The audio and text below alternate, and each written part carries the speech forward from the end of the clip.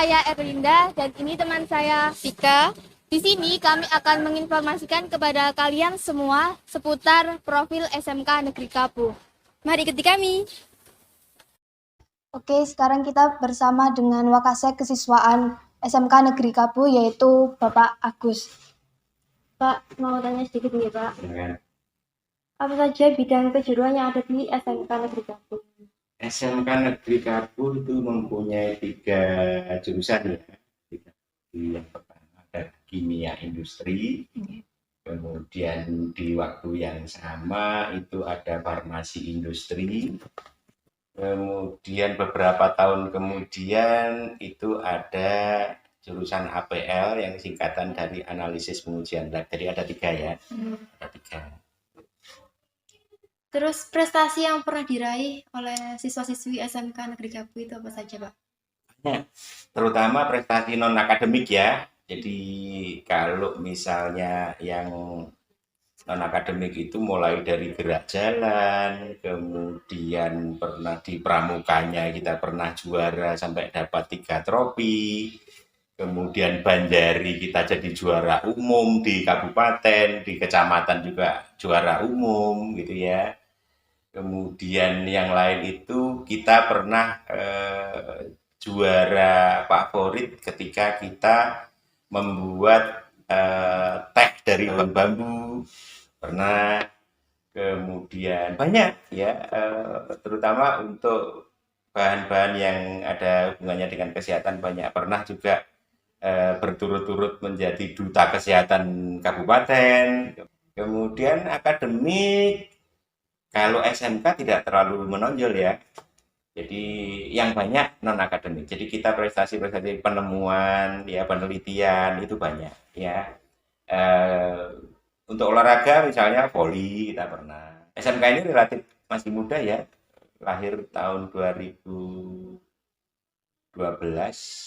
sampai sekarang 2021 sekitar 9 tahun, tapi alhamdulillah untuk prestasi cukup. Nah, mudah-mudahan ke depan lebih baik lagi gitu ya. Terus sarana prasarananya untuk yang pendukungnya ada di SMKN Kapuh ini apa saja Pak? Lengkap, ruang kelas tentu saja, kemudian lab untuk ketiga jurusan itu, ada lab kimia, ada lab farmasi, ada lab APL, semua dengan segala peralatannya, kemudian ada lab komputer, ada 3 ruang ya, semuanya pakai AC, komputer dengan spesifikasi terkini gitu ya. Kemudian ada lapangan olahraga, lapangan upacara, masih banyak lagi. Kemudian CCTV di banyak titik ya, titik-titik strategis, ada di ruang kelas juga ada. Tapi tolong dipahami bahwa CCTV itu bukan untuk mencurigai guru dan siswa, ini siswanya ini di dalam kelas ngapain, enggak. Kita mengambil inisiatif untuk membeli peralatan seperti CCTV itu untuk menjaga keamanan ya. Kita pernah kejadian misalnya ada yang uangnya hilang, mungkin HP-nya lupa ditaruh di mana. Nah, kalau tanpa CCTV kita agak susah, tapi dengan ada CCTV misalnya ada seseorang yang masuk bisa kita tahu. Kemudian di pintu masuk, di tempat-tempat yang dianggap rawan, di tempat parkir dan sebagainya, semua ada CCTV gitu ya.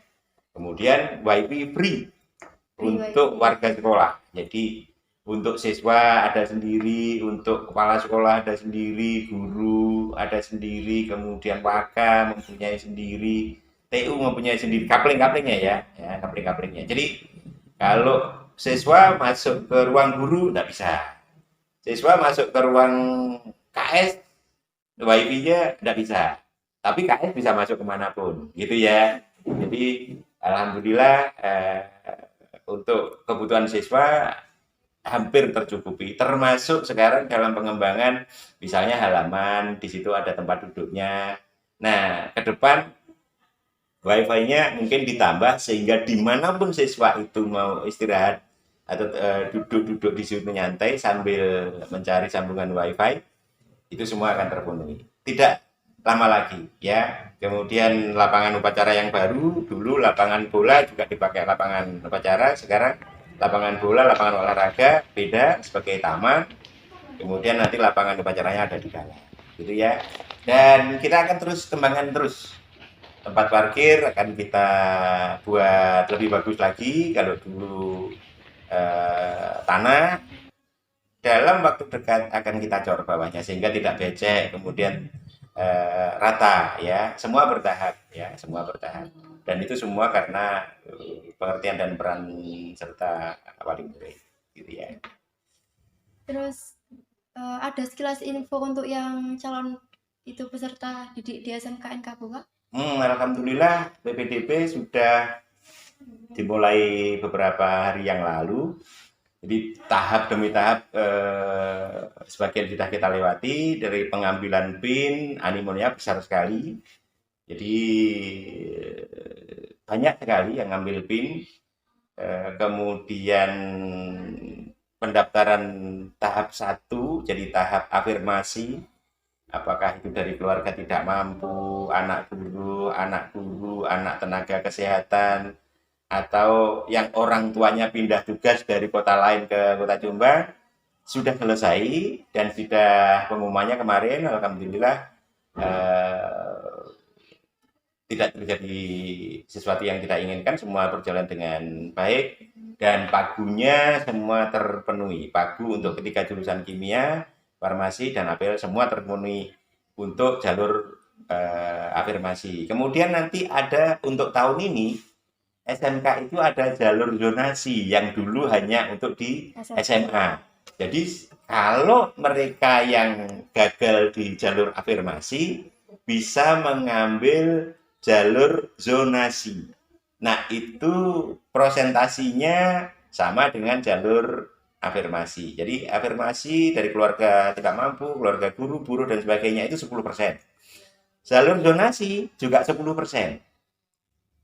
Nah, itu nanti periode selanjutnya yang gagal di jalur afirmasi bisa masuk ke jalur zonasi. Nah, karena jalur zonasi itu berarti yang diambil ada jarak terdekat dari sekolah. Pertanyaannya, Pak, kami yang jaraknya jauh bagaimana? Jarak jauh, silakan mengambil jalur umum atau menggunakan nilai akademik. Itu yang paling banyak porsinya. Jadi ada 60% itu di situ. Jadi kalau misalnya 10 sudah 20, nah itu nanti sisanya masuk ke jalur umum atau prestasi akademik. Itu bisa dari luar kota, tidak hanya di Jombang saja, tidak harus yang rumahnya dekat, yang rumahnya Mojokerto boleh, Jember boleh, Kediri boleh. Tapi peraturan pemerintah itu dibuat sedemikian rupa itu agar calon siswa yang ada di sekitar sekolah itu mendapatkan porsi yang lebih besar. Jadi jangan ngiri, itu sekolahnya di Kabuh yang diambil anak Kabuh aja. Emang seperti itu. Kenapa seperti itu? Satu, biar biaya untuk pergi ke sekolah dan pulang dari sekolah itu tidak terlalu mahal. Dua, pemerintah berarti memperhatikan keselamatan si siswa dan guru.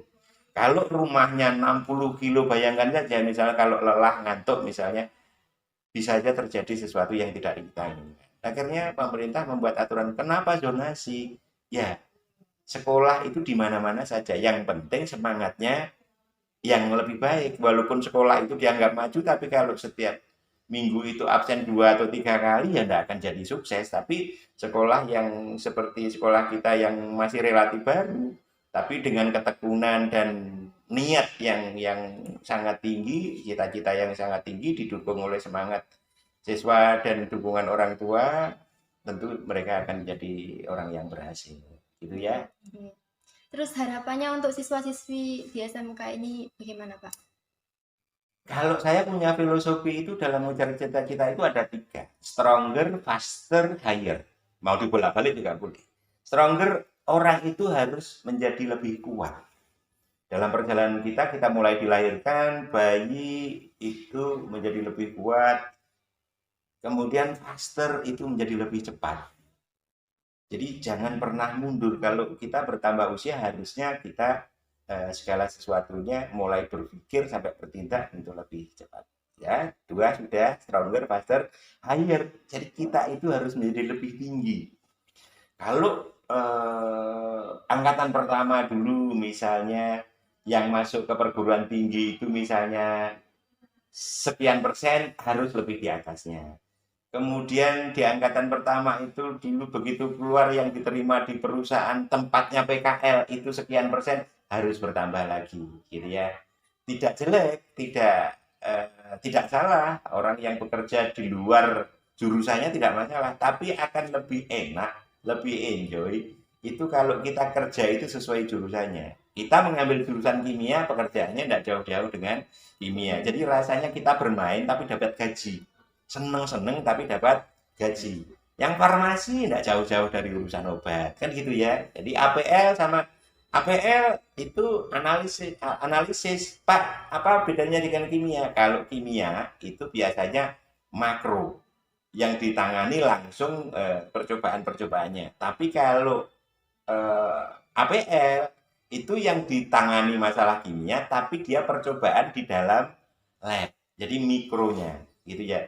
Jadi tentu saja semua siswa dengan bertambahnya usia sekolah akan menjadi lebih baik, lebih kuat, lebih tinggi, lebih cepat. Kurang lebih seperti itu ya.